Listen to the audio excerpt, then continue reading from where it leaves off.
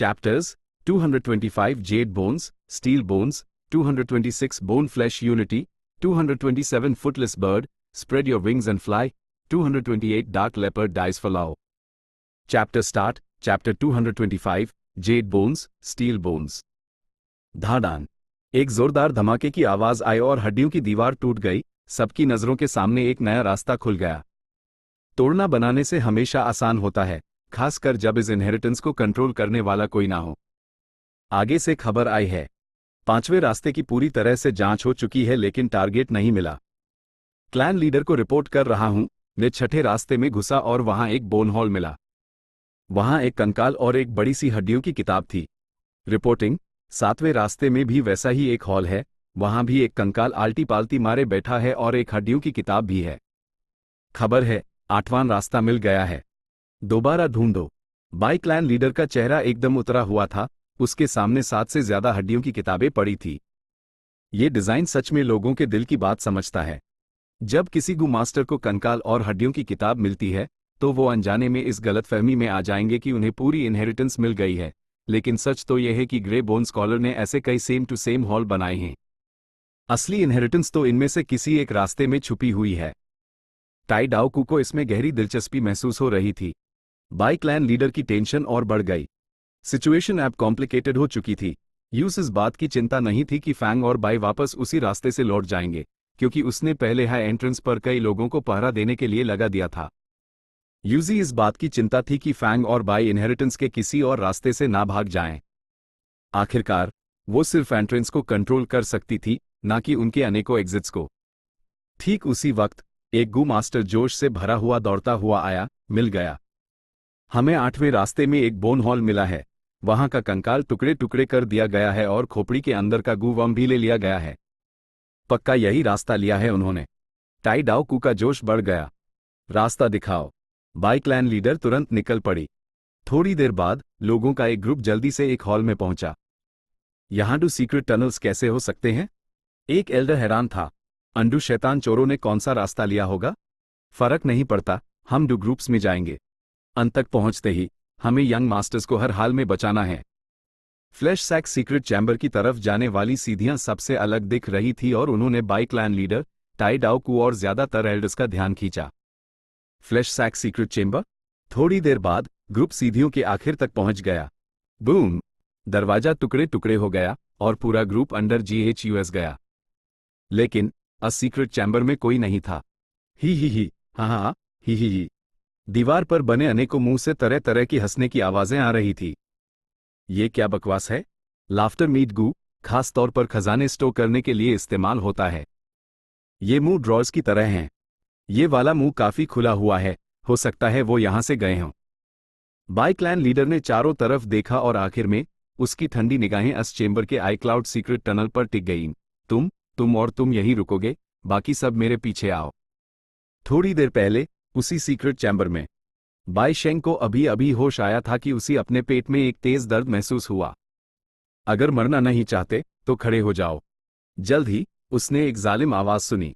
इस आवाज की बाई शेंग के दिमाग में सबसे गहरी छाप थी।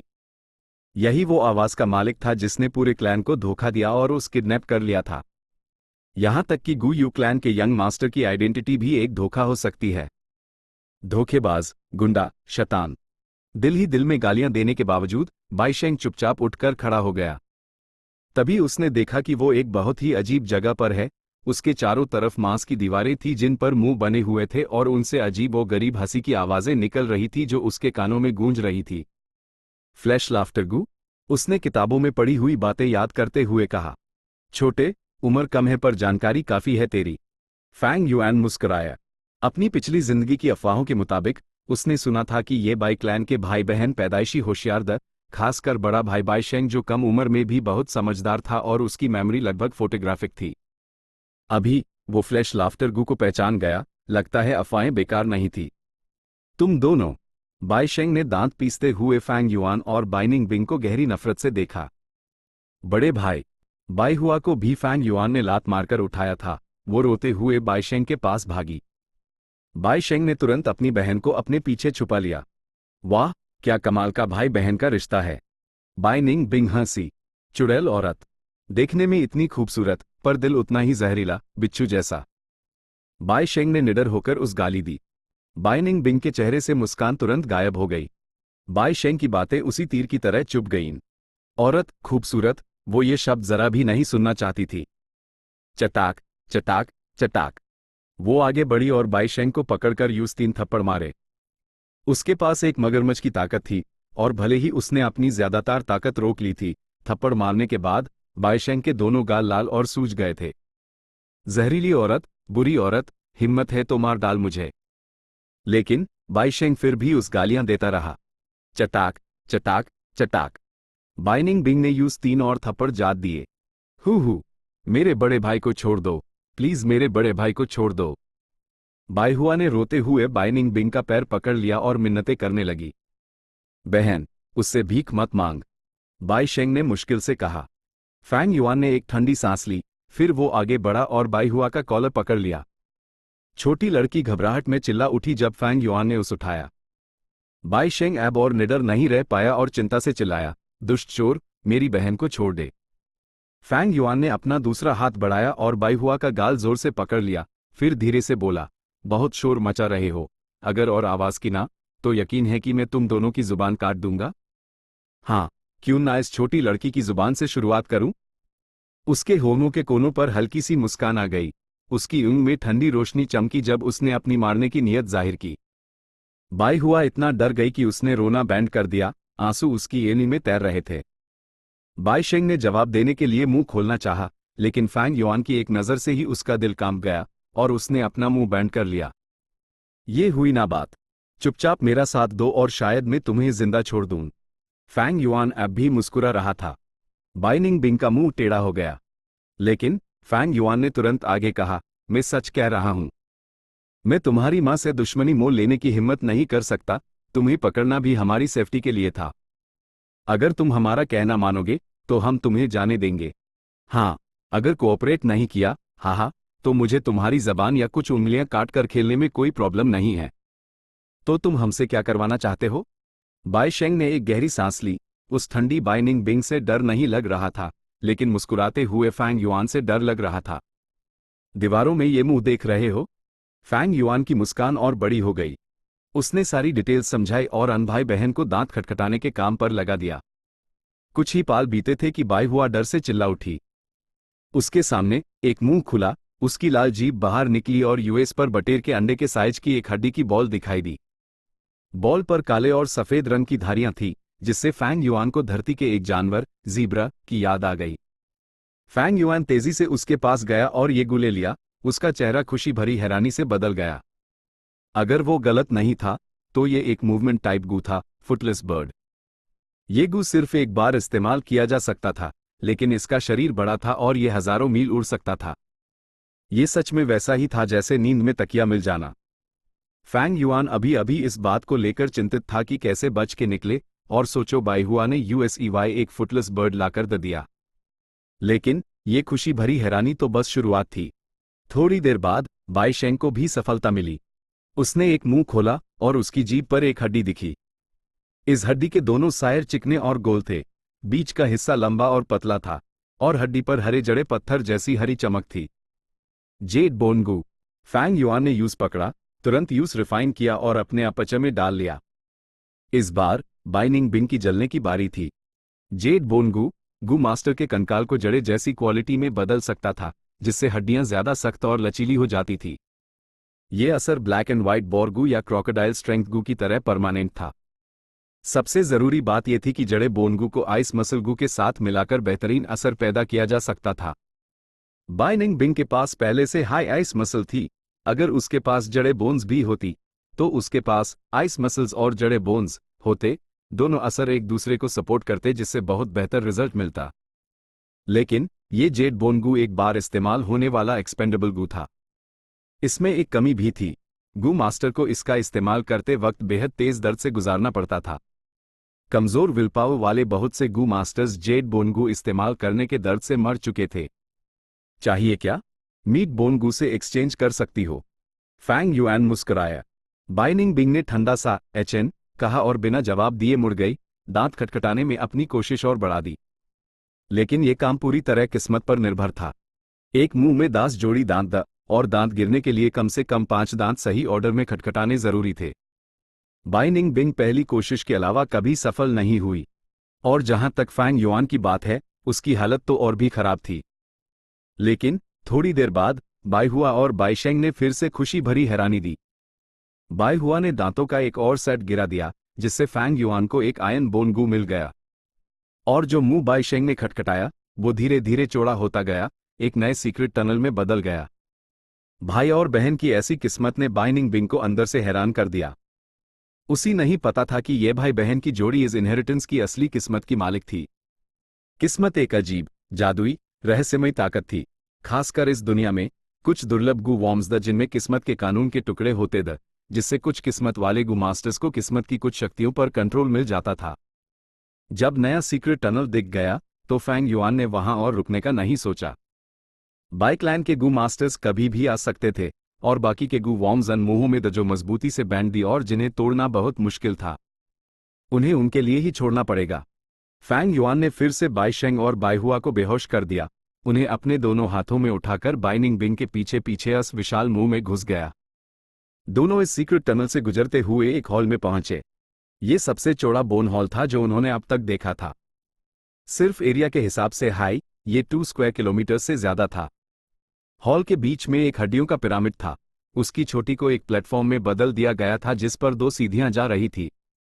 फैंग युआन और बाइनिंग बिंग ने एक दूसरे को देखा, इस हड्डियों के पिरामिड के अलावा वहां और कुछ नहीं था। अपने आसपास चेक करने और कोई खतरा न पाने के बाद दोनों पिरामिड की छोटी पर बने प्लेटफॉर्म पर चले गए। प्लेटफॉर्म पर एक विशाल, डरावने जानवर की खोपड़ी की मूर्ति थी। यह आधे आदमी से भी ऊंची थी और शेर या बाघ जैसी लगती थी, जिसके दांत मजबूती से बैंड थे। Chapter 226 bone flesh unity. लगता है किसी शेर या बाघ की खोपड़ी की मूर्ति है। क्या ये वही मशहूर मैकेनिज्म नहीं है जिसके लिए 2 लोगों को मिलकर काम करना पड़ता है? फैंग युआन के दिमाग में एक ख्याल आया। इस मूर्ति के बड़े दांतों पर कुछ शब्द लिखे हैं। बाइनिंग बिंग ने एक नई चीज देखी, फिर उसने धीमी आवाज में इन शब्दों को पढ़ना शुरू किया। एक मन के जुड़वा, 3 आत्मा एकजुट। किस्मत में हो या ना हो, जबरदस्ती मत करना। इसका क्या मतलब है? ये इस जगह का मैकेनिज्म खोलने का कोड है। जेमिनी का मतलब है कि 2 लोगों को मिलकर मैकेनिज्म खोलना होगा। 3 आत्माएं एक इंसान के दिमाग, हथेली और आंख को दर्शाती हैं। फैंग युआन ने अपनी यादों से याद किया। इंसान के 4 हाथ पैरों में हथेली सबसे ज्यादा फुर्तीली होती है, 5 इंद्रियों में ईल सबसे तेज होती हैं, और इंसान का दिमाग बिजली की तरह तेज सोच सकता है। इसलिए उन्हें 3 आत्मा कहा जाता है। चलो, अपनी हथेली मूर्ति की ईंट की पुतलियों पर रखो। खोपड़ी की मूर्ति की ईंट में एक पारदर्शी, साफ लाल रंग का पत्थर था। लाल पत्थर बड़े चीनी के कटोरे जितना बड़ा था और उसमें फैंग युआन और बाइनिंग बिंग की परछाई साफ दिख रही थी। लेकिन लाल पत्थर की पुतलियों पर काफी देर तक हथेलियां रखे रहने के बाद भी कोई बदलाव नहीं हुआ। हाँ, तुम्हारी बातें अजीब हैं लेकिन गलत साबित हुई। बाइनिंग बिंग ने फैंग युआन पर ताना कसने का कोई मौका नहीं छोड़ा। फैंग युआन का चेहरा काला पड़ गया। बाईहुआ ने अपनी पिछली जिंदगी की यादों के मुताबिक इस मैकेनिज्म के बारे में बताया और वर्णन किया था। टेक्निकली यही सही तरीका होना चाहिए था, लेकिन कोई बदलाव क्यों नहीं हुआ? एक मन के जुड़वा, 3 आत्मा एकजुट। Fang yuan बड़बड़ाया। 3 आत्मा एकजुट तो हो गया, लेकिन एक मन। उसकी आंख में धीरे धीरे एक चमक आ गई जब उसने सोचना जारी रखा। क्या इसका मतलब यह है कि इस मैकेनिज्म को खोलने वाले दोनों लोगों का मन एक होना चाहिए? अगर ऐसा है तो भले ही वो और बाइनिंग बिंग एक साथ काम कर रहे थे, वो सिर्फ सिचुएशन के कारण मजबूर थे और असल में उनके दिल अलग अलग थे, हर एक के अपने प्लान्स थे। कोई हैरानी नहीं कि वो एक मन हासिल नहीं कर पाए। जब उसने ये सोचा, फैंग युआन खुद को बाईशेंग और बाईहुआ को दोबारा देखने से रोक नहीं पाया। नतीजा ये हुआ कि इस भाई बहन की जोड़ी को फैंग युआन ने फिर से लात मारकर जागा दिया। शैतान चोरों, क्या चाहते हो तुम लोग? जागने के बाद बाईशेंग गुस्से से चिल्लाया। लेकिन बाईहुआ अब नहीं रोई, उसकी 2 बड़ी गहरी नफरत से फैंग और बाई को घूर रही थी। फैंग युआन ने उन्हें समझाने की जहमत नहीं उठाई। उसने सीधे दोनों की हथेलियों को पकड़ा और उन्हें अलग अलग लाल पत्थर की पुतलियों पर रख दिया। वो सच में किस्मत के तय किए हुए वारिस थे। जैसे ही अन दोनों के छोटे हाथ लाल पत्थर से टकराए, उसमें से एक तेज रोशनी निकली। खाद खाद। खोपड़ी ने धीरे धीरे अपना मुंह खोला और उसमें से कोयले के पत्थरों और सूखी लकड़ियों का एक बड़ा ढेर निकला। काले कोयले के पत्थरों के बीच में एक सादा सा मिट्टी का बर्तन था और यूएस पर एक स्क्रोल रखा हुआ था। ये क्या है? फैंग युआन ने जुड़वाओं को जमीन पर फेंक दिया, फिर स्क्रॉल उठाकर पढ़ा और उस बात समझ आ गई। पता चला कि इस इनहेरिटेंस का मालिक, ग्रे बोन स्कॉलर, का एप्टीट्यूड ज्यादा अच्छा नहीं था, इसलिए वो अपनी पूरी जिंदगी अपनी कल्टीवेशन को लेकर परेशान रहा। अपनी पूरी जिंदगी उसने एक ऐसे गू को रिसर्च करने में अपनी पूरी कोशिश लगा दी जो एक गू मास्टर को तेजी से कल्टिवेट करने में मदद कर सके। कल्टिवेशन में मदद करने वाले गू वॉर्म्स पहले से ही काफी थे, सबसे आम था लिकरवर्म। लेकिन ये गू वॉर्म्स ज्यादातर बहुत दुर्लभ थे और उन्हें पॉपुलराइज करना बहुत मुश्किल था। ग्रे बोन स्कॉलर की इच्छा बड़ी थी, वो एक बेहतरीन गू वर्म रिसर्च और रिफाइन करना चाहता था जिसे बड़े पैमाने पर इस्तेमाल किया जा सके। लेकिन जब उसकी उम्र खत्म होने वाली थी, तब भी अनेकों असफलताओं के बाद वो सफलता हासिल नहीं कर पाया। अपनी जिंदगी के आखिरी पलों में शायद भगवान ने यूएस पर दया की। जब वो white bone mountain inheritance setup कर रहा था, उस अचानक एक बेहद शानदार आइडिया आया। बिना किसी खास गू वर्म की मदद के एक गू मास्टर की कल्टीवेशन को तेजी से बढ़ाने का मुख्य तरीका क्या था? वो था एक सीनियर से उसकी प्राइमेवल एसेंस लेना। पहले किंग माओ माउंटेन पर गू यूची चेंग को ऐसी मदद मिली थी, उसने अपने दादा गू यूची लियन से रिफाइन की हुई प्राइमेवल एसेंस ली थी। लेकिन इस तरीके का एक बड़ा नुकसान था। ये अलग अलग प्राइमेवल एसेंस का मिक्सचर था। एक सीनियर की हायर रैंक की प्राइमेवल एसेंस पर निर्भर होकर अपचर की दीवारों को धोने और रिफाइन करने से उसकी ऑरा अपचर में रह जाती थी, जिससे एक गू मास्टर का फ्यूचर डेवलपमेंट बहुत हद तक रुक जाता था, जब तक कोई क्लेंजिंग वाटर गू का इस्तेमाल करके मिक्स्ड ऑरा को साफ ना कर ले। लेकिन क्लेंजिंग वाटर गू भी एक दुर्लभ गू था और आम गू मास्टर्स के लिए उस हासिल करना मुश्किल था। यहां तक कि एल्डर लेवल के लोगों को भी किस्मत पर निर्भर रहना पड़ता था या भारी कीमत चुकानी पड़ती थी। इसलिए अम्पार्ट करने का तरीका भी ज्यादा नहीं फैल पाया। इसलिए ग्रे बोन स्कॉलर ने एक कमाल का कॉन्सेप्ट सोचा। अगर एक ऐसा गू हो जो दूसरों की प्राइमेवल एसेंस को गू मास्टर की अपनी प्राइमेवल एसेंस में रिफाइन कर सके, तो क्या इसका मतलब ये नहीं होगा कि अम्पार्ट करने के बाद कोई मिक्स्ड ऑरा नहीं बचेगी? उसने कई कोशिशें शुरू की और ज्यादातर पॉसिबिलिटीज को हटाने के बाद उसने एक प्लान बनाया जिसकी सफलता की संभावना सबसे ज्यादा थी। इस एक्सपेरिमेंट का नाम था बोन फ्लैश यूनिटी गू। स्क्रॉल में यही लिखा था, इस गू को रिफाइन करने के लिए दो गू मास्टर्स को मिलकर काम करना होगा, और ये दोनों गू मास्टर्स खून के रिश्ते से जुड़े होने चाहिए, माता पिता और बच्चे या जुड़वा। खून के रिश्ते के कनेक्शन पर निर्भर होकर हाई प्राइमेवल एसेंस को ट्रांसफॉर्म किया जा सकता है। लेकिन ग्रे बोन स्कॉलर के पास इस कॉन्सेप्ट को प्रैक्टिस में लाने के लिए काफी समय नहीं था। ज्यादातर तैयारियां करने के बाद वो मजबूरी में आखिरी मोड़ पर रुक गया। भले ही उसके डू निकनेम द, लेकिन वो था तो एक ही आदमी। जिस चीज की कमी थी वो द डूगू मास्टर्स जो शर्तों को पूरा करते हों। स्क्रॉल पर आखिरी कंटेंट में ग्रे बोन स्कॉलर का अनंत अफसोस साफ दिख रहा था। उसके पास तैयारियां दोबारा करने का समय नहीं था और वो सिर्फ ये ब्लूप्रिंट छोड़ सकता था। अगर कोई किस्मत वाला इस जगह तक पहुंचा और मैकेनिज्म खोलकर ये स्क्रॉल देख सका, तो इसका मतलब होगा कि शर्तों को पूरा करने वाले गू मास्टर्स आ चुके हैं। इसे ट्री करने में कोई हर्ज नहीं है, नतीजा कुछ भी हो, प्लीज इसे मेरी कब्र तक पहुंचा देना। स्क्रॉल में लिखे ये शब्द ग्रे बोन स्कॉलर की पूरी जिंदगी की धुन को बयान कर रहे थे। पता चला कि जिस पिरामिड पर फैंग युआन खड़ा था, वो ग्रे बोन स्कॉलर की कब्र थी। वैसे ट्राई करने की जरूरत नहीं थी, फैंग युआन पहले से ही जानता था कि बोन फ्लैश यूनिटी गू का आइडिया सफल था, क्योंकि उसकी पिछली जिंदगी में बाई शेंग और बाई हुआ इसी डुअल कल्टिवेशन के दम पर राइचस पाथ के जुड़वा सितारे बन गए थे। अपनी रैंक 5 कल्टिवेशन से बाई क्लैन की ताकत को चरम पर पहुंचा दिया था। लेकिन फैंग युआन के लिए अब यह काफी परेशानी वाली बात थी। उसने पहले सोचा था कि बोन फ्लैश यूनिटी गू एक तैयार प्रोडक्ट है, लेकिन असल में इसे अभी तक रिफाइन करके बनाया ही नहीं गया था और इसे आधा अधूरा भी नहीं कहा जा सकता था। इसके अलावा वो और बाइनिंग बिंग इस बोन फ्लैश यूनिटी गू को रिफाइन करने की शर्तों को पूरा नहीं करते थे। हाँ, अगर गू यू फैंग झेंग यहां होता, तब भी इस बोन फ्लैश यूनिटी गू को रिफाइन करना शायद अच्छा ना होता। स्क्रॉल पर दिए गए डिस्क्रिप्शन के मुताबिक बोन फ्लैश यूनिटी गू एक सीरीज ऑफ गू था और सिर्फ एक टाइप के गू को नहीं रेफर करता था। और इस गू को रिफाइन करने वाले दोनों गू मास्टर्स के बीच जितना गहरा रिश्ता होगा, रिफाइन किए गए बोन फ्लैश यूनिटी गू की क्वालिटी यूटीएनआई हाई बेहतर होगी।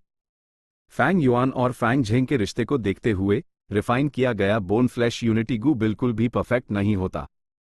फैंग युआन की पिछली जिंदगी में यह बोन फ्लैश यूनिटी गू जरूर बाई शेंग और बाई हुआ ने रिफाइन किया था, लेकिन अब समय कई साल पहले का था। भले ही दोनों में गहरा रिश्ता था, लेकिन वो अभी तक गू मास्टर्स नहीं बने थे और इसलिए शर्त पूरी नहीं कर सकते थे। Bone flesh unity Gu is inheritance में फैंग युआन का सबसे जरूरी टारगेट था। मटेरियल्स और भट्टी ग्रे बोन स्कॉलर ने पहले से ही अच्छे से तैयार कर रखे थे, सिर्फ आखिरी स्टेप की कमी थी, रिफाइनमेंट। हार मान ल फैंग युआन बिल्कुल भी राजी नहीं था। दूसरी तरफ इसे रिफाइन करने के लिए रिफाइनमेंट की शर्तें पूरी ना होने की बात छोड़ो, अभी भी उनके पीछे शक्तिशाली एक्सपर्ट्स का एक ग्रुप पड़ा था। समय कम था, फैंग युआन ने दांत पीसे और रिस्क लेने का फैसला किया। वो और बाइनिंग बिंग सिर्फ आधी शर्त पूरी करते थे, लेकिन बाई शेंग और बाई हुआ दूसरी आधी शर्त पूरी करते थे। शायद चारों के मिलकर काम करने से सफलता की कोई उम्मीद थी। चलो मदद करो। फैंग युआन ने खोपड़ी की मूर्ति में सूखी लकड़ियों को जलाना शुरू किया। आग तुरंत भड़क उठी और तेजी से जलने लगी। तुम जबरदस्ती इसे रिफाइन करने का प्लान बना रहे हो? बाइनिंग बिंग चौक एन के गई, ये समझदारी वाला ऑप्शन नहीं हो सकता। भले ही उसने ऐसा कहा, उसने फिर भी अपना हाथ बढ़ाया और अपनी हथेली लाल पत्थर की पुतली पर रख दी, अपनी प्राइमेवल एसेंस यूएस में डालने लगी। भड़कती हुई आग का रंग अचानक बदल गया, नारंगी से अजीब नीले रंग का हो गया। मिट्टी का बर्तन आग से पक रहा था, उसमें सो रहे कई गू वॉर्म्स गर्मी से जाग गए और पागलों की तरह चटपटाने लगे। मिट्टी का बर्तन लगातार हिल रहा था, लेकिन उसको कोई नुकसान नहीं हुआ। रिफाइनिंग के स्टेप्स कॉम्प्लिकेटेड नहीं थे। फैंग युआन और बाइनिंग बिंग बारी बारी से अपनी प्राइमेवल एसेंस डाल रहे थे। जल्द ही वो आखिरी सबसे जरूरी मोड़ पर पहुंच गए। इस स्टेप के लिए दोनों गू मास्टर से ताज़ा मांस चाहिए था, जिसे आग में डालकर शुद्ध किया जाना था। स्क्रॉल में साफ लिखा था कि आग में जितना ज्यादा मांस डाला जाएगा, असर उतना ही बेहतर होगा।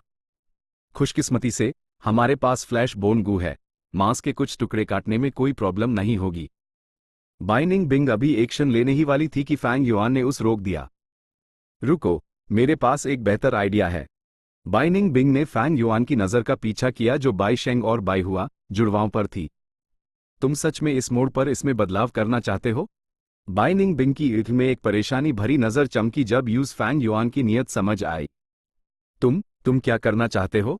बाई शेंग ने अपनी बहन को अपने पीछे छुपाया। अचानक उसे एक बड़ी मुसीबत का एहसास हुआ, जिससे वो बेचैन और घबरा गया। दूसरे के चॉपिंग बोर्ड पर मांस या मछली की तरह होना। जब फैंग और बाइगू वॉर्म्स को रिफाइन कर रहे थे, उन्हें पता था कि वो भाग नहीं सकते, इसलिए वो चुपचाप एक तरफ खड़े होकर अपने क्लैंसमैन के बचाने आने का इंतजार कर रहे थे। लेकिन अब बाई शेंग को जबरदस्त पछतावा हो रहा था। तुम्हें गर्व महसूस करना चाहिए कि तुम्हारी कुर्बानी से एक बिल्कुल नए टाइप का गू वर्म जन्म लेगा। सीनियर ग्रे बोन भी अगर परलोक में ये जानेंगे तो खुश होंगे, है ना? फैंग युआन ने एक बुरी मुस्कान देते हुए भाई बहन की जोड़ी की तरफ बढ़ना शुरू किया। बहन, भाग जाओ! बाई शेंग चिल्लाया और फैंग युआन की तरफ लपक कर उसका पैर पकड़ लिया। बड़े भाई! बाई हुआ की आंखों से आंसू बहने लगे, और जब वो हिचकिचा रही थी, फैंग युआन ने बाई शेंग को बेहोश कर दिया था। फैंग युआन को अपने पास आते देख उस छोटी लड़की के दिल में एक बड़ा डर फैल रहा था। वो मुड़ी और भागी, लेकिन वो फैंग युआन से तेज कैसे हो सकती थी? वो जल्दी हाई फैंग युआन के हाथों पकड़ी गई, उसका दिल डूब गया और वो बेकार में चटपटाती और रोती रही। माँ, तुम कहाँ हो? फैंग युआन का चेहरा भावहीन था जब उसने उस भी बेहोश कर दिया। सब कुछ कौशल से किया गया। उसने इस भाई बहन की जोड़ी के सारे कपड़े उतार दिए, फिर एक को एक हाथ में उठाकर उसने उन्हें आग में फेंक दिया। जैसे ही उन्हें आग में फेंका गया, वो गर्मी से तुरंत जाग गए, उन्हें शादीद दर्द हुआ और वो पागलों की तरह भागने की कोशिश करने लगे।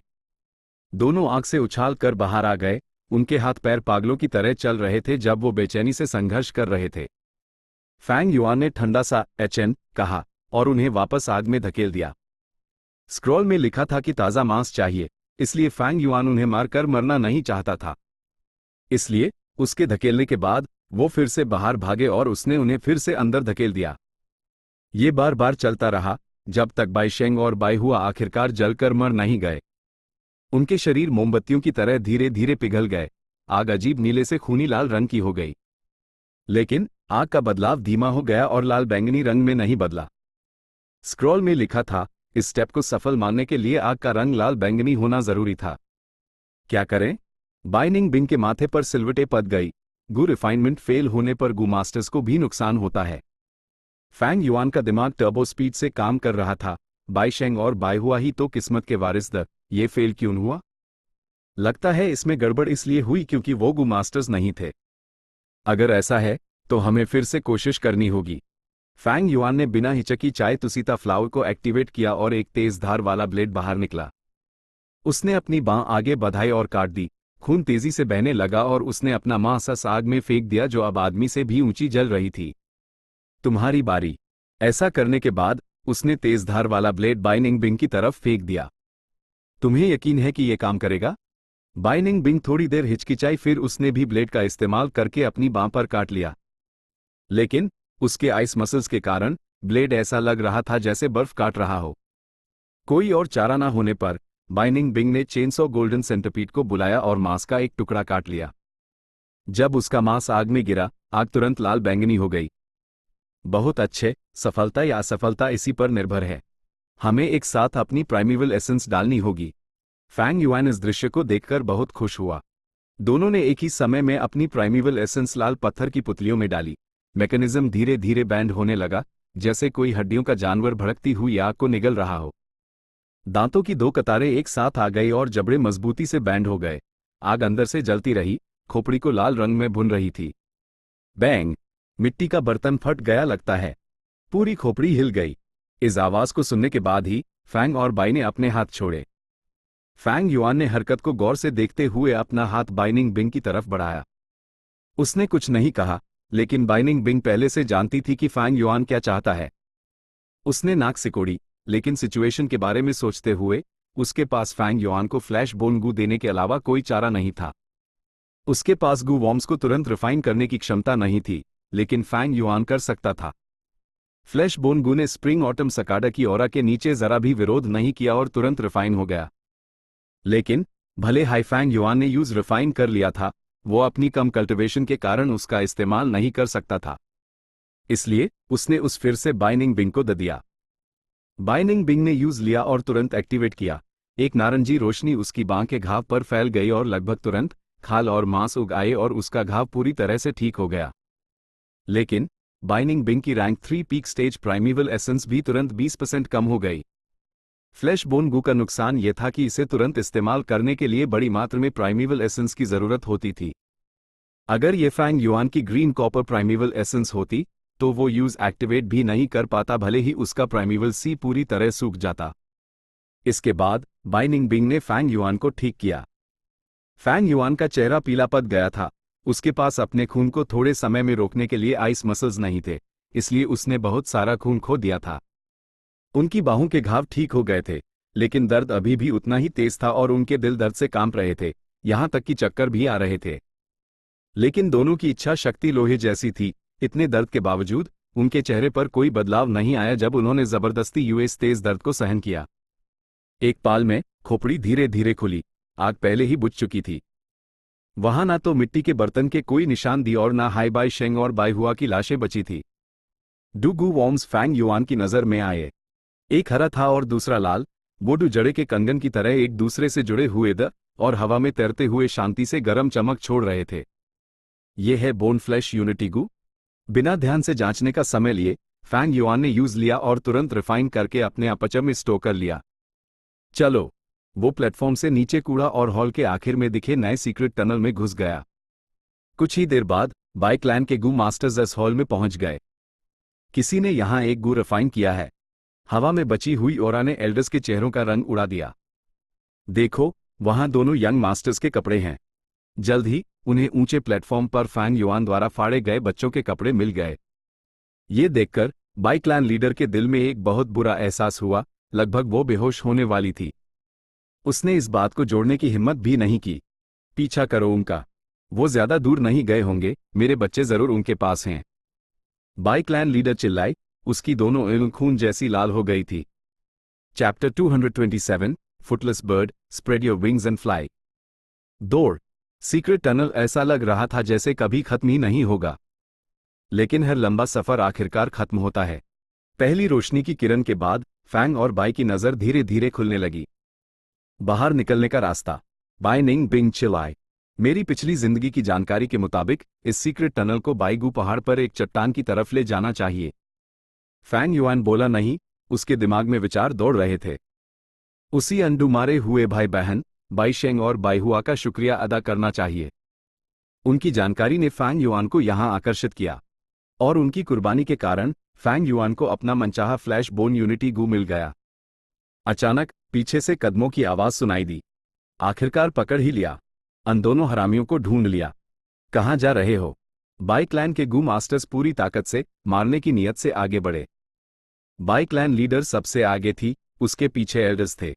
पतले टनल ने बाई क्लैन ग्रुप को एक लंबी लाइन में बदल दिया। ब्लिट्ज गू। अचानक एक क्लैन एल्डर ने स्पीड बढ़ाई, उसका शरीर एक टोपे की तरह आगे बढ़ा, फैंग युआन तक पहुंच गया। Bai Ning Bing. Fang Yuan चिल्लाया।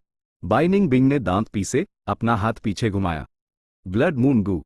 एक तीखी आवाज के साथ एक खून का ब्लेड बाहर निकला, एल्डर को लगा और उसकी गाती धीमी हो गई। लेकिन तुरंत टनल में हर तरह की रोशनियां फटने लगी क्योंकि फैंग और बाई की तरफ ढेरों हमले आ रहे थे। बाई निंग बिंग, यह लो। फैंग युआन ने चिल्लाते हुए कैनपी गू फिर से यूज दे दिया। बाई निंग बिंग ने कैनपी गू, आयन स्पाइक थॉर्न्स गू और 7 हाई आइस मसल्स की डिफेंस को एक्टिवेट किया। तीनों ने मिलकर हमलों का सामना किया। बाई क्लैन, अपने डू यंग मास्टर्स के बारे में जानना नहीं चाहते क्या? फैंग युआन ने जोर से चिल्लाया। जैसे ही बाई क्लैन के गू मास्टर्स को याद आया कि बाई शेंग और बाई हुआ फैंग और बाई के कब्जे में हैं, उन्होंने अपने हमले रोक दिए। बोलो, तुमने हमारे क्लैन के यंग मास्टर्स के साथ क्या किया? अगर उन्हें कुछ हुआ तो तुम्हें इसकी भारी कीमत चुकानी पड़ेगी। मेरे बच्चे वापस करो। बाई क्लैन लीडर गुस्से से पागल हो गई। उसने अपनी उंगली से आगे इशारा किया और एक ठंडी रोशनी निकली। फ्रॉस्ट फिश गू। ये गू सिर्फ एक तीर के साइज का था और मछली जैसा दिखता था। उसने हवा में एक आग बनाया और आगे बढ़ा, फैंग और बाई की तरफ तेजी से बढ़ा। फैंग युआन ने एचएन कहा, वो हिला नहीं और फ्रॉस्ट फिश गू को खुद को मारने दिया। अचानक ठंडी हवा ने उसके शरीर को घेर लिया और उसकी स्पीड बहुत तेजी से कम हो गई। स्टेल्थ स्केल्स गू। एक विचार के साथ उसके शरीर के चारों तरफ लहरें उठने लगी और उस अदृश्य कर दिया। सोचना भी मत। एक क्लैन एल्डर ने अचानक अपना दाहिना हाथ बढ़ाया और फैंग युआन की तरफ पकड़ा। स्वूश। एक हल्की आवाज के साथ फैंग युआन के अपचर में छिपा हुआ स्टेल्थ स्केल्स गू अचानक टुकड़े टुकड़े होकर नाश्त हो गया। फैंग युआन का दिल डूब गया। उसने तुरंत जंपिंग ग्रास को एक्टिवेट किया। उसके पैरों में सुन्नपन महसूस हुआ जब उसके मांस और खाल से स्प्रिंग जैसी हरी घास उगने लगी। फैंग युआन ने हरी घास की लचक का इस्तेमाल किया और आगे कूद गया। उसकी स्पीड काफी बढ़ गई। मैं पहले निकलता हूं, कूदना मत भूलना। उसने ये अजीब सा जुमला पीछे छोड़ दिया। क्या?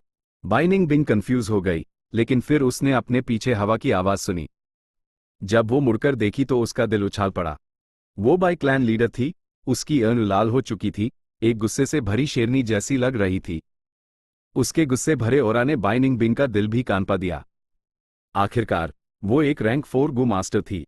बैंग। बाई क्लैन लीडर ने सीधा मुक्का मारा। भरी ताकत ने कैनपी गू के सफेद कवच को तुरंत तोड़ दिया। बाई निंग बिंग ने खून की उल्टी की और चेनसॉ गोल्डन सेंटिपीड को बुलाया। चेनसॉ गोल्डन सेंटिपीड एक सुनहरी रोशनी में बदल गया और बाई क्लैन लीडर के चारों तरफ लिपट गया। इस मौके का फायदा उठाते हुए बाई निंग बिंग तेजी से भागी और एग्जिट तक पहुंच गई। ये एक चट्टान थी। इस पल बाई निंग बिंग को अचानक समझ आया कि फैंग युआन का मतलब क्या था। वो चाहता था कि वो चट्टान से कूद जाए। तुम भाग नहीं सकती। बाई क्लैन लीडर पीछे से चिल्लाई। जहां तक चेनसॉ गोल्डन सेंटिपीड का सवाल है, उस जबरदस्ती तोड़-फोड़ कर टुकड़े टुकड़े कर दिया गया था। बाई निंग बिंग संघर्ष कर रही थी।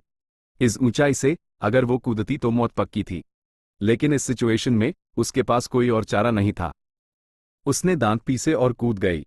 वो सच में कूद गई। ए फ्लैट तो वो गई काम से।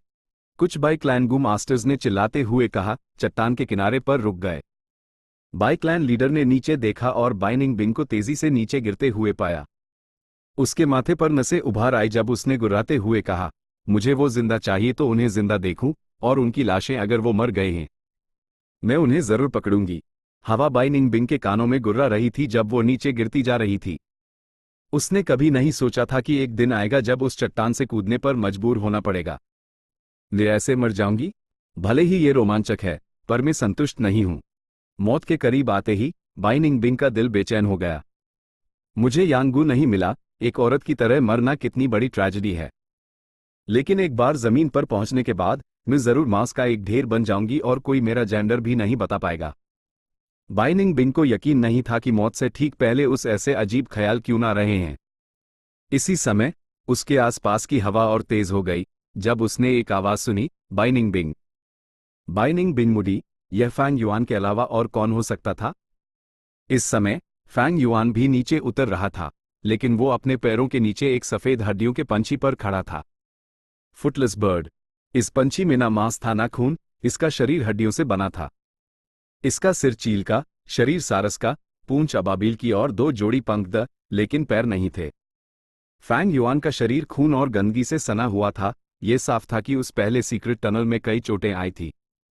मेरा हाथ पकड़ो, वो पंछी की पीठ पर झुका, अपना हाथ आगे बढ़ाते हुए। क्लैप। एक झटके के साथ 2 हाथों ने एक दूसरे को मजबूती से पकड़ लिया। फैंग युआन ने और जोर लगाया और बाइनिंग बिंग को पंछी की पीठ पर खींच लिया। लेकिन इस समय उनके नीचे 300 मीटर से भी कम दूरी पर एक चट्टान थी, जब फुटलेस बर्ड एक टूटते तारे की तरह चट्टान की तरफ बढ़ा।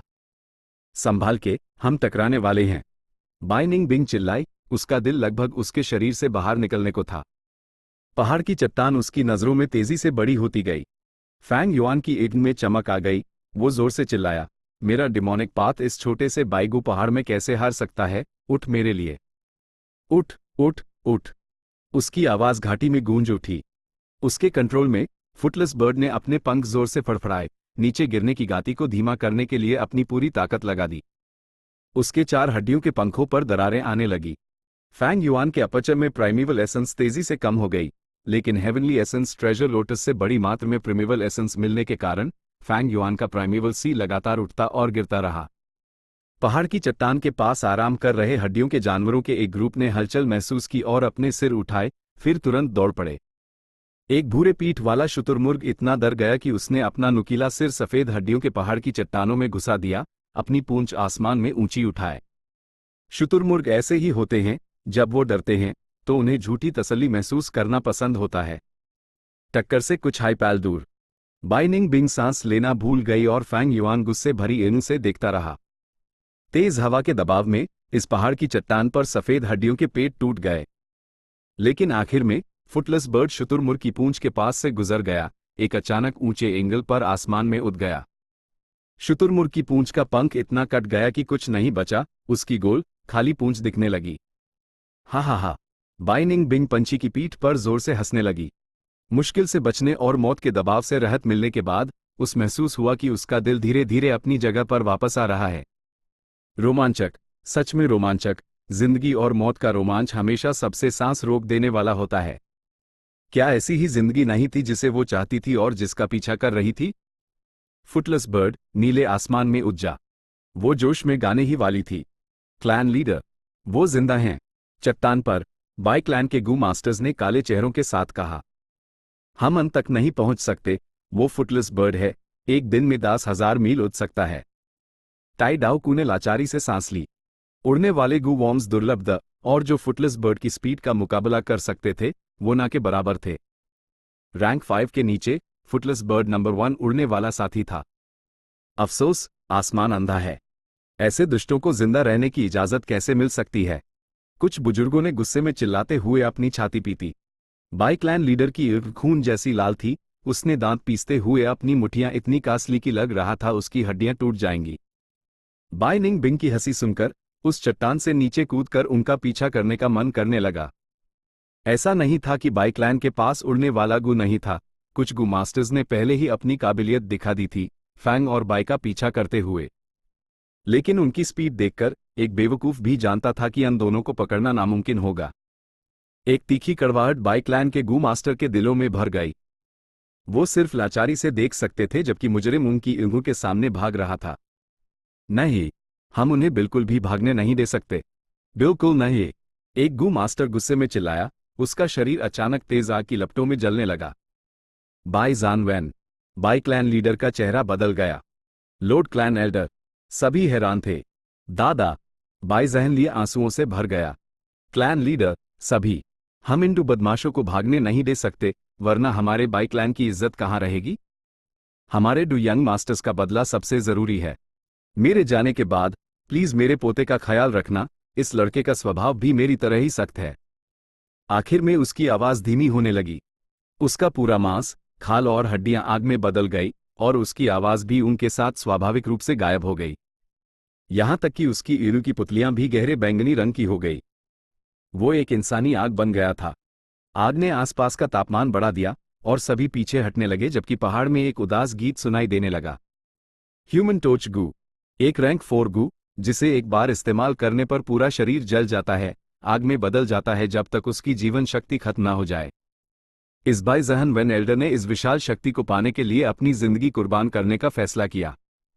अच्छा है, हमारा क्लैन यहां खड़ा होकर एल्डर के योगदान का गवाह बनेगा। बाई क्लैन लीडर प्रभावित हुई, लेकिन बाई जहन वे अब उन्हें सुन नहीं सकता था। जैसे जैसे उसकी जिंदगी जल रही थी, उस अपने शरीर में एक अभूतपूर्व शक्ति का प्रवाह महसूस हुआ, पूरी तरह से आजाद और बंधन मुक्त। बैंगनी काली पुतली ने आसपास के लोगों को देखा और अपने पोते को आखिरी बार देखा, फिर आसमान में उड़ गया।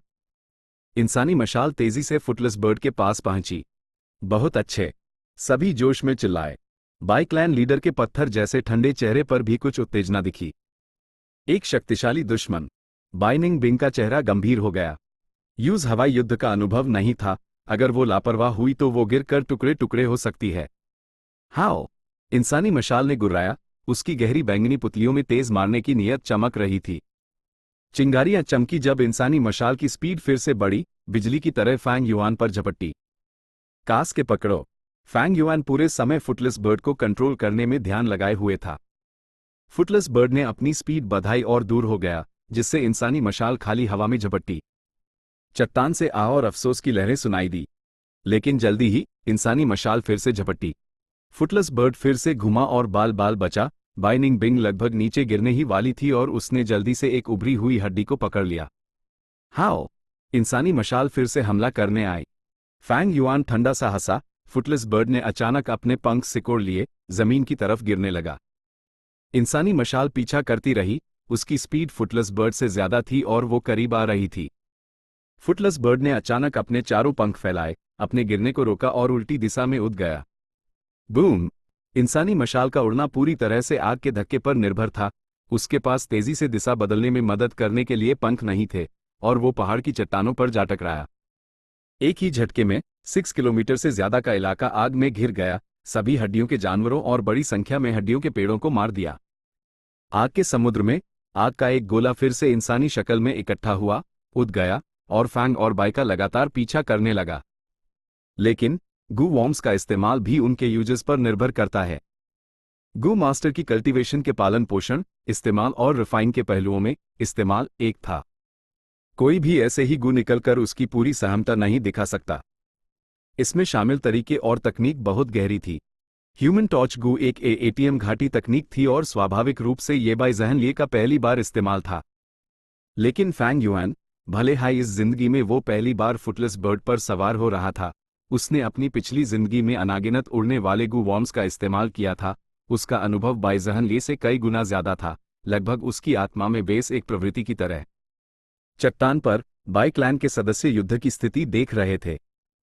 उनके चेहरे धीरे धीरे उम्मीद और प्रतीक्षा से गुस्से में बदल गए।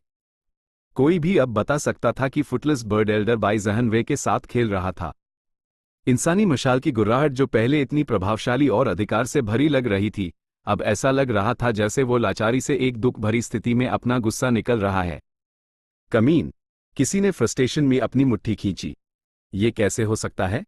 टाई डाओ कू भी फैंग युआन के कौशल से हैरान था, ये जानते हुए कि अब वो कुछ नहीं कर सकता। उसने एक आह भरी। फैंग झेंग, मैं चाहता हूं कि तुम मर जाओ। बाई जहन लाई चिल्लाया, नफरत का बीज उसके दिल में गहराई तक बो गया। एल्डर बाई जहन वे की कुर्बानी एक मजाक बन रही थी, फैंग युआन द्वारा खेला जा रहा था। ये बाई क्लैन के चेहरे पर एक व्यंग्यात्मक थप्पड़ था।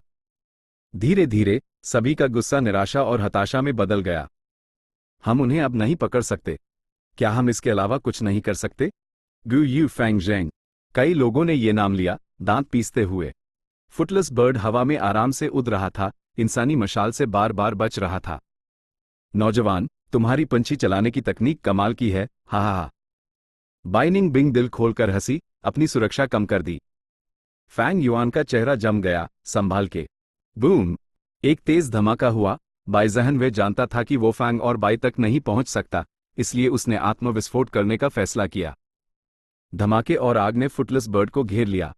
शुक्र है, फुटलेस बर्ड सफेद हड्डियों से बना था, यहां तक कि उसके पंख भी पतले हड्डियों के टुकड़ों जैसे थे। आग ने ज्यादा नुकसान नहीं पहुंचाया, असली खतरा धमाके से हुआ इम्पैक्ट था। फुटलेस बर्ड का शरीर दर आयरन से भर गया था और उसने अपना संतुलन खो दिया, जमीन की तरफ गिरने लगा। कुछ दूर नीचे गिरने के बाद फैंग युआन के कंट्रोल में उसने अपना संतुलन वापस पा लिया और दूर उड़ गया। Fang Yuan, Bai Ning Bing चिल्लाए। पहले फैंग युआन ने यूज कैनपी गू दिया था, उसके पास खुद को बचाने के लिए गू वर्म था, लेकिन फैंग युआन के पास नहीं था। जब धमाका हुआ, फैंग युआन के पास एक डिफेंसिव गू एक्टिवेट करने का समय नहीं था। जब फुटलेस बर्ड आग से बाहर निकला, फैंग युआन का शरीर आग में जल रहा था। तेज हवाओं ने आग को और भी ज्यादा भड़का दिया, यहां तक कि उसके दाहिने कान में अर्थ हियरिंग ईयर ग्रास भी जल गया। लेकिन उसका चेहरा लोहे जैसा ठंडा था, जैसे उस कोई चोट ही नहीं लगी हो। फुटलेस बर्ड के स्थिर होने के बाद फैंग युआन ने टूजीटा फ्लावर निकला और अपने सिर पर दूध का झरना डाल दिया। आग बुझ गई, लेकिन उसकी त्वचा ज्यादातर जल चुकी थी और उसका चेहरा बिगड़ गया था। वो बहुत ही दयनीय लग रहा था। बाई निंग बिंग ने बोलने की कोशिश की, लेकिन कुछ कह न सकी। फैंग युआन, लेकिन, मुस्कुराया और हंसा। मुझे फुटलेस बर्ड पसंद है, जानती हो क्यों?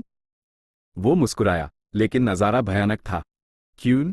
क्योंकि इसके पैर नहीं हैं, सिर्फ पंख हैं, इसलिए इसके पास उड़ने के अलावा कोई चारा नहीं।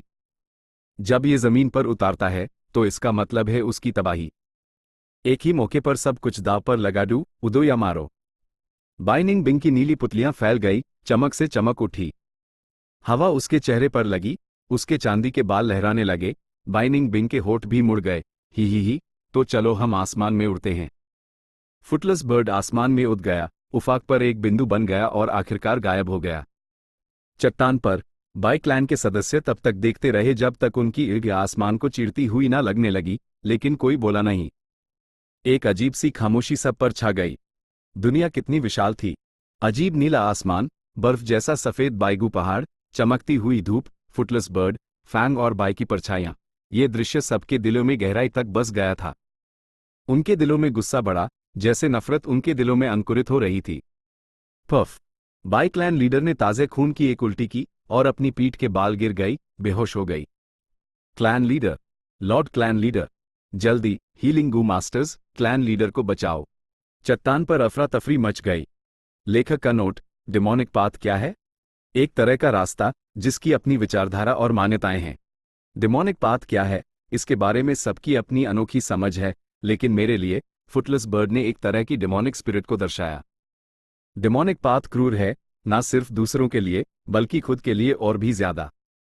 इसलिए जनता इसे ज्यादा पसंद नहीं करती। Chapter 228, dark leopard dies for love. डूबता सूरज खून की तरह लाल था, जबकि पश्चिम में बादल जलते हुए शोलों जैसे लग रहे थे। डूबते सूरज के नीचे फुटलेस बर्ड दिन के ज्यादातर हिस्से में उड़ने के बाद धीरे धीरे नीचे उतरने लगा। उसने कई बेहद तीखे डाइव और चढ़ाइयां की थी, साथ हाई ह्यूमन टॉर्च के धमाके को झेला था। उसका शरीर दरारों से भर गया था और अब वो और नहीं उठ सकता था। बम! फैंग युआन के सतर्क नियंत्रण में फुटलेस बर्ड आखिरकार एक जंगल में गिर गया।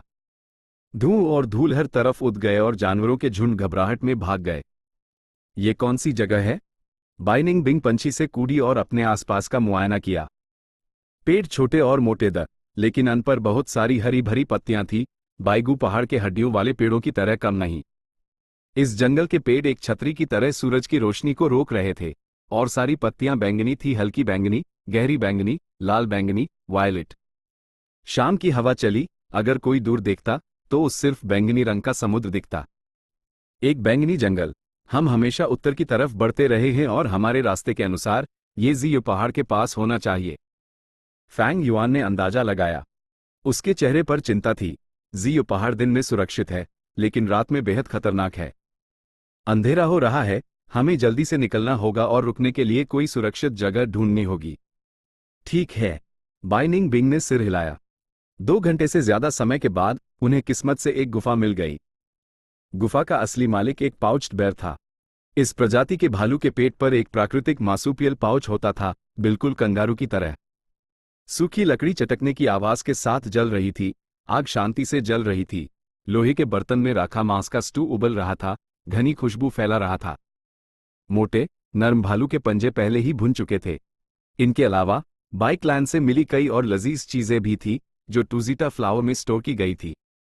दोनों ने जल्दी से खाना शुरू कर दिया और उनका तनाव भरा मूड ढीला पड़ने लगा। बाई निंग बिंग अचानक हंस पड़ी। उसकी गहरी नीली ईरी फैंग युआन को देख रही थी। देखो, ये कर्म है।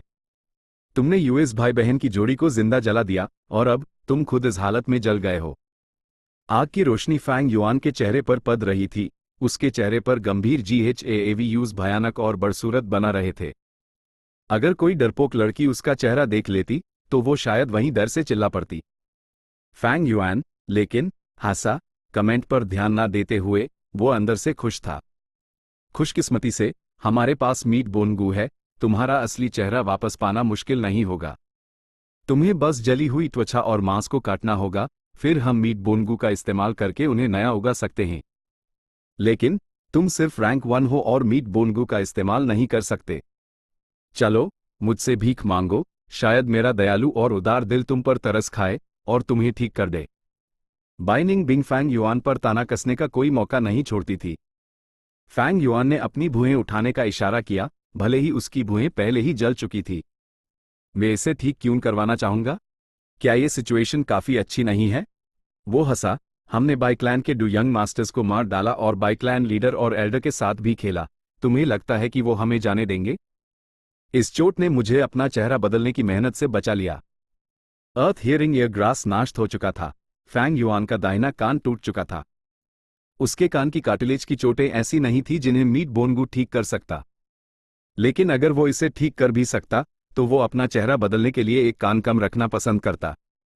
अतीत में एक डेमोनिक फिगर था, बाई शंजी, जिसे पकड़कर जेल में डाल दिया गया था। उसने पागल होने का नाटक किया, अपने शरीर पर अपना ही मल लगाया, यहां तक कि अपना 5वां अंग काटकर एक यूनिक बन गया। उसके दुश्मनों ने आखिरकार मान लिया कि वो पागल हो गया है और इसलिए अपनी निगरानी ढीली कर दी, जिससे यूज भागने का मौका मिल गया। बाद में उसने वापस आकर बदला लिया और अपने दुश्मनों के पूरे परिवार को, बूढ़े और बच्चे सहित, मार डाला। राइचस पाथ की एक महान हस्ती थी, एम्प्रेस वूजी। जब वो जवान थी, उसकी अपनी बड़ी बहन ने उसके सिंहासन के अधिकार छीन लिए थे।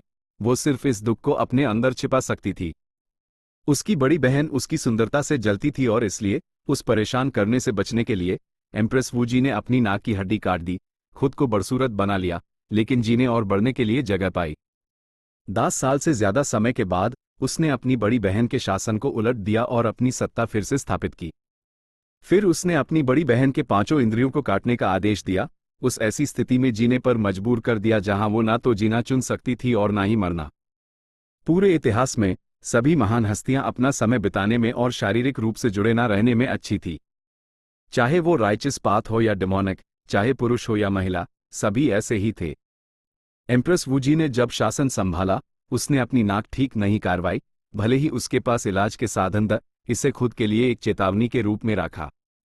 वू क्लैन सदर्न बॉर्डर का टॉप क्लैन बन गया। Tie clan, शांग clan, Fei clan को दबा दिया। उसके प्रभुत्व को चुनौती नहीं दी जा सकती थी। जो लोग शारीरिक सुंदरता में लिप्त रहते थे, वो ज्यादातर साथी होते थे और उनके लिए सफल होना मुश्किल होता था।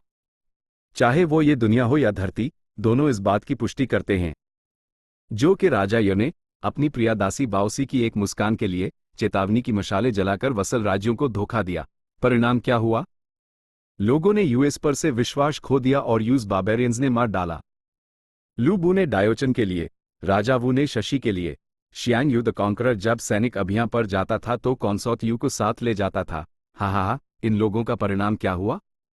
इसके विपरीत काउ सीओ छोटा था, सन बिन अपाहिज था, सीमा कियान को नपुंसक बना दिया गया था।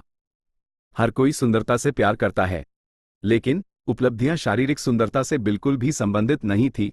केवल एक ऐसा स्वभाव जो मजबूती से छोड़ सकता था, एक महान सफलता की नींव था। असल में तुम ही हो जो बहुत ज्यादा चमक रही हो, तुम्हारी नीली ईढ़ी और चांदी के बाल, तुम्हें इसे बदलना चाहिए। फैंग युआन ने बाई निंग बिंग को ऊपर से नीचे तक देखते हुए कहा। बाई निंग बिंग ने ठंडी सांस ली और कोई जवाब नहीं दिया। फैंग युआन ने जारी रखा, फुटलेस बर्ड डैमेज हो गया था, लेकिन हम सिर्फ कुछ हजार मील ही उड़े हैं। भले ही हम बाई क्लैन से काफी दूर हैं, वो हमें पकड़ने जरूर आएंगे जो हमने किया है उसके लिए। हम एक खतरनाक सिचुएशन में हैं, अगर उन्होंने वांटेड पोस्टर्स फैलाए तो हमारे दिन और भी मुश्किल हो जाएंगे। बाइनिंग बिंग ने माथे पर सिलवटें डालकर इस विचार पर गौर किया, फिर सहमत हुई। ठीक है, मैं भी इस पोशाक से थक गई हूं, एक नया रूप धारण करना एक शानदार अनुभव हो सकता है। आगे दोनों ने अपने नुकसान और फायदे का हिसाब लगाना शुरू किया। नुकसान थे earth hearing ear grass, chainsaw golden centipede, carapace gu, iron thistles, stealth scales gu, footless bird, सब पीछे पड़ने में नाश हो गए थे। लेकिन फैंग युआन के लिए जिंदा रहना सबसे जरूरी था। सिर्फ जिंदा रहने से ही संभावनाएं और उम्मीद हो सकती थी। ये हर चीज की नींव थी। जिंदा रहने के लिए भले हाई यूज स्प्रिंग ऑटम सकाडा छोड़ना पड़े तो क्या? एक शब्द में, छोड़ने की सहमता रखना एक महान आदमी का चरित्र था। और फायदे? फैंग युआन के अपचर में बड़ी संख्या में बोन स्पियरगू और स्पाइरल बोन स्पियरगू थे। उन्हें rank 3 flying bone shield, jade bone gu, iron bone gu, healing type meat bone gu और कई बोन बुक्स भी मिली थी जिनमें हर तरह के रेसिपीज लिखे थे। इनके अलावा उन्हें बाई क्लैन से क्लियरिंग हीट गू भी मिला था। ऑफ कोर्स सबसे महत्वपूर्ण अभी भी बोन फ्लैश यूनिटी गू था जिसे उन्होंने इतने खतरनाक पाल में सफलतापूर्वक रिफाइन किया था। फायदे के मुकाबले उनके नुकसान उतने गंभीर नहीं थे। ये एक पूरी इनहेरिटेंस थी आखिरकार। फ्लाओ वाइन मोंग शायद एक रैंक 5 एक्सपर्ट था, रैंक 4 ग्रे बोन स्कॉलर से एक कदम आगे, लेकिन फैंग युआन को फ्लाओ वाइन इनहेरिटेंस से मिला फायदा इस बाइगू इनहेरिटेंस से कम था। वजह यह थी कि बाइगू इनहेरिटेंस को ग्रे बोन स्कॉलर ने लंबे समय तक ध्यान से प्लान किया था, जबकि फ्लाओ वाइन इनहेरिटेंस जल्दी और हड़बड़ी में पूरी की गई थी। असल में फैंग युआन सिर्फ बाइगू इनहेरिटेंस के मुख्य पाथ से गुजरा था, कई अन्य साइड ब्रांचेस भी थी, और इसके अलावा फ्लैश सैक सीक्रेट चैम्बर में कई स्टील टीथ लॉक्स थे जो खोले नहीं गए थे। ये चीजें सब बाई क्लैन के काम आएंगी। उन्होंने इस जगह को कंट्रोल किया था, और जब तक वो कुछ समय और ऊर्जा खर्च करते, वो निश्चित रूप से पूरी इनहेरिटेंस को निगल सकते थे। लेकिन इससे कोई फर्क नहीं पड़ता, मैंने अपनी लिस्ट के सभी गू वॉर्म्स ले लिए हैं। जब तक ये बोन फ्लैश यूनिटी गू अपना असर दिखाता है, ये दूसरों को बहुत पीछे छोड़ देगा। बस ये है कि अर्थ हियरिंग एयर ग्रास नाश्त हो गया है जो थोड़ा परेशानी वाला है। फैंग युआन का फलसफा था कि केवल वही चीजें जो प्रैक्टिकल हैं, वो मूल्यवान हो सकती हैं। उन्होंने चेनसॉ गोल्डन सेंटिपीड खो दिया था, लेकिन स्पाइरल बोन स्पियरगू उसकी जगह लेने के लिए काबिल था। आयन थिसल्स और कैरापेस गू चले गए थे, लेकिन उनके पास अभी भी कैनपी गू और फ्लाइंग बोन शील्ड थे। लेकिन अर्थ हियरिंग एयर ग्रास के नुकसान के साथ उनके पास अब जांच के पहलू में एक कमी आ गई थी। उनके पास पहले हीलिंग और मूवमेंट के पहलुओं में कमी थी, लेकिन अब ये दोनों पहलू कम या ज्यादा भर गए थे, जबकि जांच के पहलू में एक कमी आ गई थी। जिंदगी में चीजें अक्सर आपके हिसाब से नहीं चलती। ये पहाड़ में रात का समय दिन के समय से कहीं ज्यादा जीवन था। फैंग युआन और बाइनिंग बिंग ने बारी बारी से पहरा दिया, दोनों को ठीक से नींद नहीं आई। कभी कभी गुफा के बाहर से जंगली जानवरों के दहाड़ने और लड़ाई की आवाजें आती थी। खासकर सुबह के समय गुफा के पास एक घमासान युद्ध हुआ, जिससे गहरी नींद में सो रहे फैंग युआन जाग गया। यह 2020 किंग्स के बीच एक लड़ाई थी। एक पंखों वाले काले पंख वाले अजगर ने एक काले तेंदुए को उकसाया था। दोनों ने एक दूसरे पर घटक हमले किए, उनकी हरकतें बहुत शोर भरी थी, और उनका जोश हैरान कर देने वाला था। काला तेंदुआ जियू पहाड़ का एक खास दरिंदा था। उनकी त्वचा पर बैंगनी धब्बे होते थे, उनके शरीर शक्तिशाली थी और वो बेहद तेज थे। जब वो जंगल से गुजरते थे तो अक्सर अपने पीछे छायाएं छोड़ जाते थे। उनकी हरकतें शांत थी और उनके शिकार अक्सर उनके पेट में चले जाते थे बिना रिएक्ट किए। फैंग और बाई किनारे पर वो ये भी कह सकते थे कि वो गुफा में फंस गए थे, भाग नहीं सकते थे। समय के साथ काला तेंदुआ धीरे धीरे कमजोर पड़ने लगा, एक कोने में फंस गया। ये एक गर्भवती मादा तेंदुआ थी। काले तेंदुए हमेशा नर और मादा जोड़ी में आते थे। मादा तेंदुआ गर्भवती थी और नर तेंदुआ शिकार के लिए बाहर गया था। कौन सोच सकता था कि इस बीच काले पंखों वाला अजगर हमला कर देगा। अंत में मादा तेंदुआ काले पंखों वाले अजगर के जकड़ने से मर गई। लेकिन काले पंखों वाला अजगर भाग पाता उससे पहले लौट रहे नर तेंदुए ने उस देख लिया। फिर एक और जीवन मृत्यु युद्ध के बाद नर तेंदुए ने कातिल को मार डाला, लेकिन उसका स्वागत मादा तेंदुए की ठंडी लाश ने किया। सुबह हुई, पहली किरणें काले तेंदुए की सुंदर खाल पर पड़ी, लेकिन मादा तेंदुआ अब नहीं थी। नर तेंदुआ मादा तेंदुए के पास आगे पीछे टहलता रहा और एक दुख भरी आह भरी वो इतने पास द, फिर भी इतने दूर, जीवन और मृत्यु से अलग। ये जा क्यों नहीं रहा है? बाय निंग बिंग ने बड़बड़ाया। आराम से, नर और मादा काले तेंदुए एक दिल के होते हैं, अगर एक मर जाता है तो दूसरा भी अकेले जिंदा नहीं रहता। फैंग युआन ने सांस ली, मैं वापस सोने जा रहा हूं। वो गुफा की गहराइयों में फिर से सोने चला गया जबकि बाय निंग बिंग गुफा के प्रवेश द्वार पर पहरा देने के लिए रुकी रही। नर तेंदुआ आगे पीछे टहलता रहा फिर लेट गया। उसने अपनी जीभ बाहर निकली और मादा तेंदुए के घावों को चाटने लगा। मादा तेंदुए के घाव काले पंखों वाले अजगर के जहर के कारण गहरे काले हो गए थे। नर तेंदुआ अपनी पूरी जिंदगी यहां रहा था, वो इस जहर को केवल सूंघ कर पहचान सकता था। लेकिन अब उस परवाह नहीं थी। अंत में उसकी चमकती ईंट धीरे धीरे धुंधली होने लगी और धीरे धीरे बैंड हो गई। दोपहर तक वो मर चुका था। वो शांति से मादा तेंदुए के साथ लेता हुआ था, उनकी सुंदर खाल उन्हें नाजुक कलाकृतियों जैसा बना रही थी। इस पूरी घटना को खुद देखकर बाय निंग बिंग एक गहरी सांस लिए बिना नहीं रह सकी। थोड़ी देर बाद फैंग युआन जागा और जोश से भरा बाहर निकला। उसने बाय निंग बिंग को गुफा की दीवार के सहारे आराम करते हुए देखा, जो दो काले तेंदुओं की लाशों को घूर रही थी। क्या हाथ लगा? फैंग युआन ने पूछा। बाय निंग बिंग ने कंधे उचकाए और कमरुचि से बोली, जो गू वॉर्म्स उठ सकते थे वो सब उठ गए, मेरे पास गू पकड़ने का कोई साधन नहीं है। इसके अलावा क्या तुमने कल रात की लड़ाई भी नहीं देखी? वो गू वॉर्म्स मर गए या घायल हैं, जो बचे हैं वो हमारे काम के नहीं हैं। हाँ, अगर ऐसा ना होता तो तुम जैसा कोई वापस सोने क्यों जाता? फैंग युआन हंसा, भले ही वो 2000 बीस्ट किंग्स हैं, अन पर गू वॉर्म्स कुछ खास नहीं हैं। लेकिन इसका मतलब ये नहीं है कि कोई फायदा नहीं हुआ, ही। ऐसा कहकर फैंग युआन काले तेंदुओं की लाशों की तरफ बढ़ा। Chapter and.